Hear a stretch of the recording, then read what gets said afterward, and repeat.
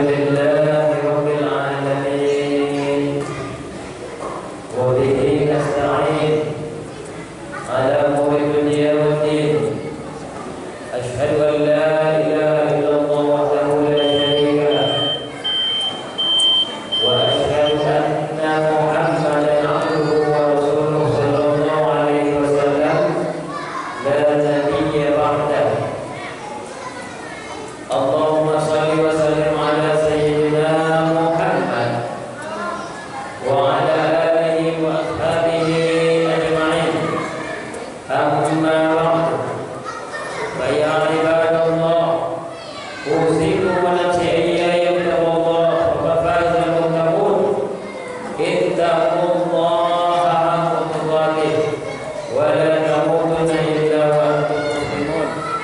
Faqala Allah ta'ala fil Qur'anil 'azim, a'udzu billahi minasy syaithanir rajim.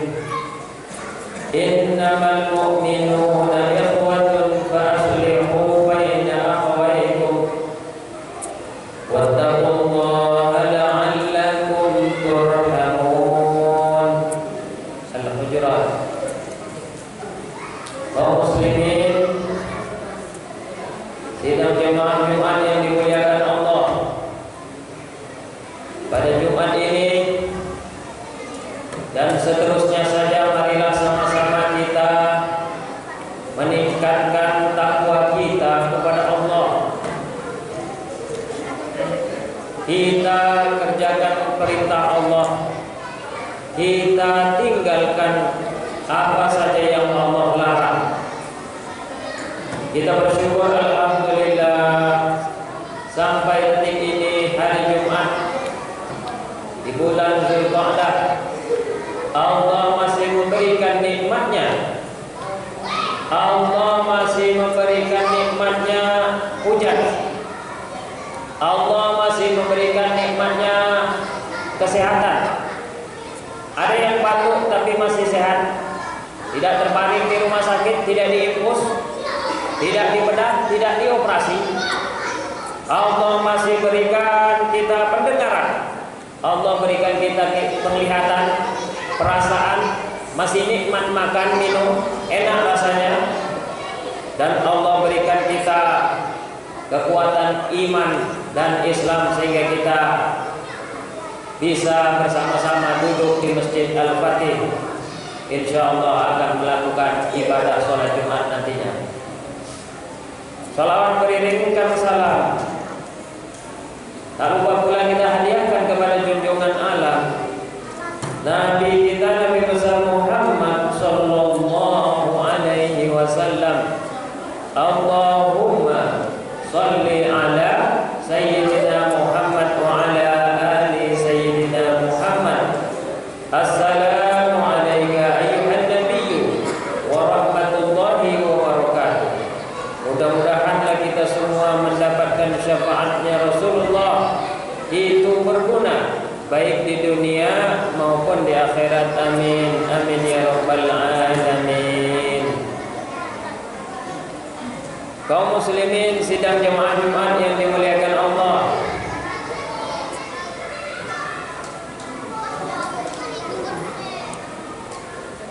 kata persaudaraan atau bahasa Arabnya adalah akhun. Kalau dia jamak namanya ikhwanun. Seringkali juga disebut ukhwah. Oleh karenanya kita mendengar kalimat ukhwah Islamiyah. Itu ternyata di dalam kitab suci kita Al-Quran ada 52 kali diulang-ulang. Ini berarti ada juga saudara yang sekandung, ada juga saudara yang dijalin ikatan keluarga, ada juga saudara sebangsa, walau tidak seagama, saudara semasyarakat, walau tidak sepaham, dan ada pula bermakna saudara yang memang seagama. Seperti tadi dibacakan khatib, Bismillahirrahmanirrahim, innamal mu'minuna ikhwatun. Sesungguhnya orang-orang yang beriman, orang-orang yang di dalam hatinya ada kebaikan kepada Allah, kepada Rasul, kitab, kepada hari yang akhir, kepada takdir baik dan takdir buruk, itu semuanya adalah sama. Dia adalah saudara. Maka dimanapun kita berada, kalau kita sholat asar di sholat asarnya di Masjid Nabawi sama 4 rakaat. Kalau kita sholat Jumat di Malaysia sama, ada khutbah sebelumnya, setelahnya ada 2 rakaat sholat Jumat. Kalau kita sholat Isya di Brunei Darussalam sama juga. Bahkan di kampung-kampung kita, di Tanjung Pinang, di Bengkalis, di Sijunjung, di Medan, di Aceh, kalau itu Islam bernamakan masjid, siapapun boleh sholat dan rakaat sholatnya sama. Jadi kita tidak perlu harus baca petunjuk di pintu masjid apa yang akan kita ikuti. Tidak seperti kita masuk sebuah bangunan museum, ada petunjuk-petunjuknya. Tidak boleh berfotolah, tidak boleh begini, ada aturan. Kalau masjid sama, ini ikatan terbentuk dari persaudaraan sesama muslim. Oleh karena itu, kata ukhuwah itu maknanya sebenarnya adalah bermula memperhatikan. Karena ada perhatian, karena ada perasaan, tujuan yang sama kepada Allah dan Rasul, maka samalah kita dinamakan dengan ukhuwah Islamiyah. Apa itu Islam? Islam adalah ad-din, agama indallah, yang di sisi Allah. Makanya dikatakan inna dina indallahil Islam. Sesungguhnya agama, banyak agama. Ada agama yang datang dari Allah, kalau bahasa ilmiahnya agama samawi. Ada juga agama yang cuma dibuat oleh manusia. Itu otak-atik pikiran pemuka-pemuka agamanya, sehingga itu bukanlah agama yang murni, tapi itu agama yang mereka anut. Agama yang di sisi Allah, indallah, itulah namanya Islam. Jadi orang yang bersaudara dengan aturan agama yang dari sisi Allah, bukan dari sisi manusia, maka itu namanya ukhuwah Islamiyah. Selain daripada itu, saya katakan pula ada ukhuwah ubudiyah.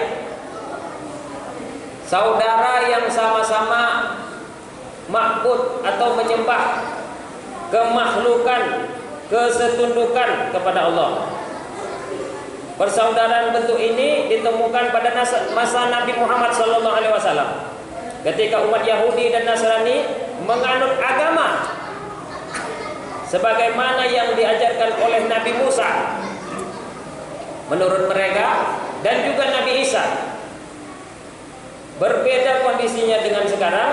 Mereka menjalani agama yang telah banyak diubah oleh mereka sendiri. Demikianlah terminisasi ukhuwah ubudiyah ini cuman hanya sekedar pengetahuan kita saja. Sekarang tidak ada lagi agama-agama yang sesuai millah Ibrahim, agamanya Ibrahim, atau millah Nabi Musa, agamanya Nabi Musa. Sekarang semuanya harus di bawah satu bendera, la ilaha illallah Muhammad Rasulullah, agama Islam. Kedua, ukhuwah basyariyah, ini persaudaraan sesama manusia.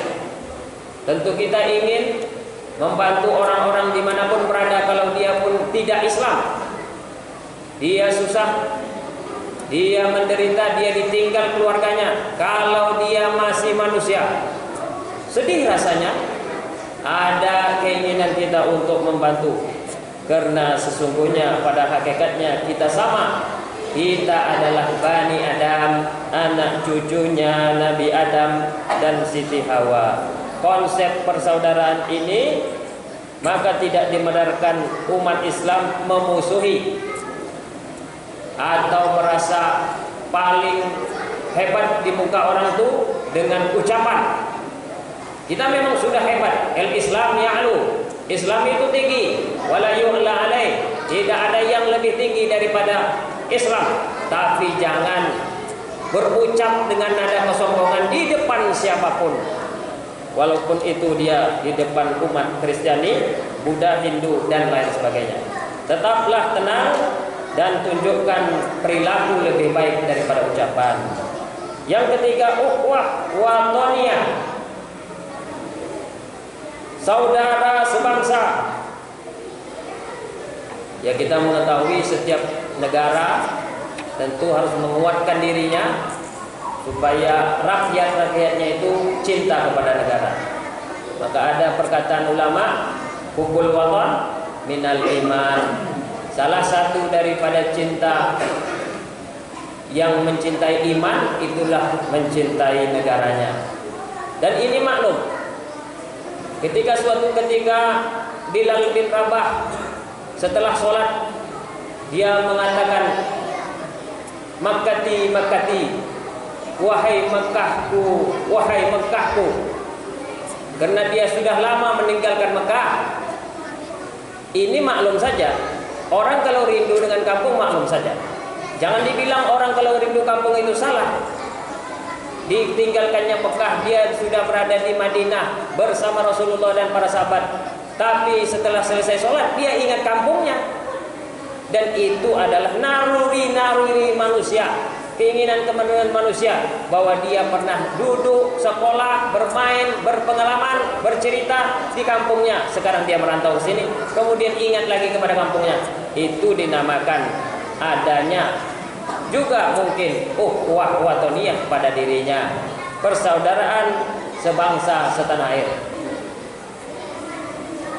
Yang keempat adalah ini dia yang akan kita cerita, ukhuwah Islamiyah, saudara sesama Islam. Kenapa memakai kata ukhuwah, tidak memakai kata ikhwan? Kita pernah mendengar ikhwanul muslimin, tapi dalam konteks Islamiyah dipakainya ukhuwah. Ternyata ukhuwah itu saudaranya itu sama berarti dengan saudara sekandung. Jadi setiap siapapun yang Islam, dari manapun dia datangnya, di sini masjid ini pada khususnya itu sama dengan saudara sekandung. Tidak boleh menyakiti, tidak boleh merendahkan, tidak boleh menghina, saling membantu, saling menyupport. Karena dia dalam sebuah kandungan yang mungkin bahkan lebih saya katakan lebih baik daripada saudara kandung. Karena bisa jadi ada kakaknya Islam, adiknya Kristen, adiknya lagi Buddha. Ini tidak kuat saudara sekandungnya. Lebih kuat lagi siapapun di antara kita yang saling Islam, tidak sekandung tapi tetap saling kuat dalam bersaudara. Makanya dipakailah kata ikhwah atau ukhuwah yang disandingkan dengan Islamiyah, mengingatkan kita persaudaraan kita ini sebenarnya adalah erat.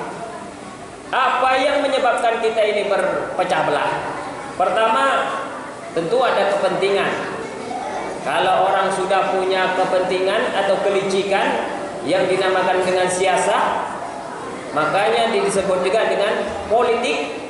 Orang kalau sudah otaknya politik, maka banyak hal-hal yang akan dinaikkannya dan banyak hal-hal yang akan direndahkannya. Ini yang menyebabkan kita terpecah belah. Partai-partai kita politik banyak sekarang terpecah. Tapi biarkan saja mereka berpartai, yang penting mereka tidak mengusik Islam kita. Yang kedua, faktor kita yang sering memecah belah tentu saja faktor paling mendasar, yaitu faktor makan minum alias faktor ekonomi. Orang kalau sudah punya ekonomi enak, biasanya lebih merasa lebih di atas daripada mereka yang dilihatnya adalah ekonominya lemah. Dan ini akan timbul rasa-rasa tidak lagi saling sama-sama, sehingga ini akan mengakibatkan kita berjarak. Inilah yang mengakibatkan paling dasar daripada mungkin politik, faktor ekonomi. Akan adanya zakat, akan adanya kurban. Ini lagi maksudnya, supaya tidak ada lagi orang miskin yang tidak atau jarang makan daging, orang miskin yang jarang senang hidupnya. Dengan adanya zakat mal, dengan adanya kurban, mereka merasa seperti apa yang kita rasakan. Yang ketiga, ini juga sangat mendasar dan sangat berpengaruh, faktor dalam memahami ajaran-ajaran agama. Makanya banyak aliran-aliran, banyak pemahaman yang ada di sekitar masyarakat kita. Itu jangan menyebabkan kita untuk berpecah belah, menjauhkan masjid. Ada yang tidak suka pakai baca bismillah, biarkan saja dia. Ada yang tidak suka baca kunut, biarkan saja dia. Itu pemahamannya. Toh nanti kalau dia mau berubah, berubah juga nanti jadinya. Tidak suka untuk takziah, biarkan saja. Tidak suka untuk berdoa sama-sama kumpul Isra Mi'raj, ya biarkan saja. Toh nanti kalau dia sudah menyadari, insya Allah dia akan kembali pulang. Dan ini banyak kejadiannya.